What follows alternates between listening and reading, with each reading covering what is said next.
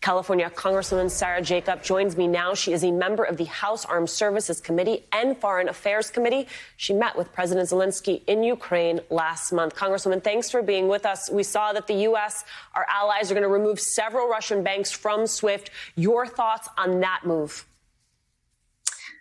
Look, I think it's clear that the sanctions that we had put in place were not enough to make Putin change course. And so this escalation was warranted.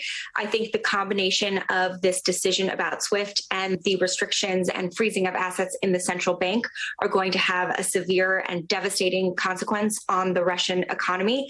And I think one of the things that's most important right now is that we are doing this in a strategic way where we are at every point leaving time and opportunity for Vladimir Putin to change course so that this is not just punishing for punishment's sake, but really trying to get to a de-escalation and to an end to this violence.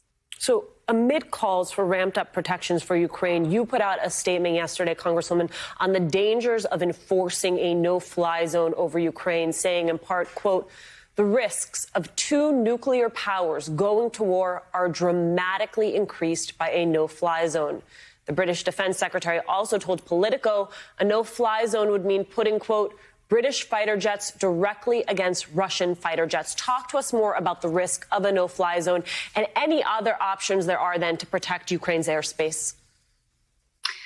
Well, I think that it is really admirable that so many people are concerned about the civilian casualties that we are seeing in Ukraine. We know that Vladimir Putin and Russia have a history of targeting civilians as they did in Syria and elsewhere. And so it's a valid concern. But I think we need to be very clear-eyed about what enforcing a no-fly zone would mean.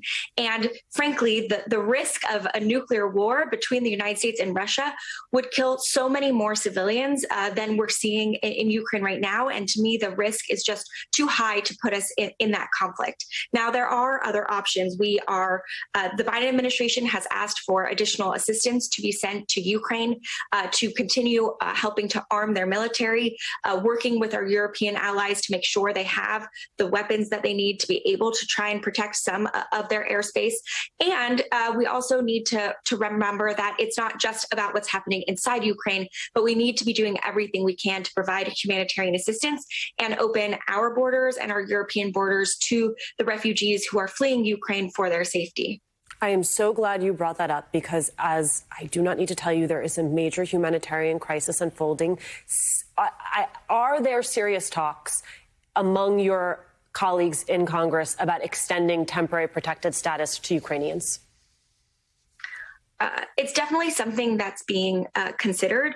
Frankly, I think what will have a bigger impact is lifting the refugee cap and making sure that we're allowing Ukrainians who want to come to the United States to come here, in addition to everyone else who's fleeing from conflict. Because even though this is the conflict that we're watching right now, war is not different depending on where it is. And we need to make sure we're still welcoming the Afghans, the Iraqis, the Syrians, the Somalis who are fleeing just the same kind of violence that we're seeing right now, and opening our doors and bringing them into our country.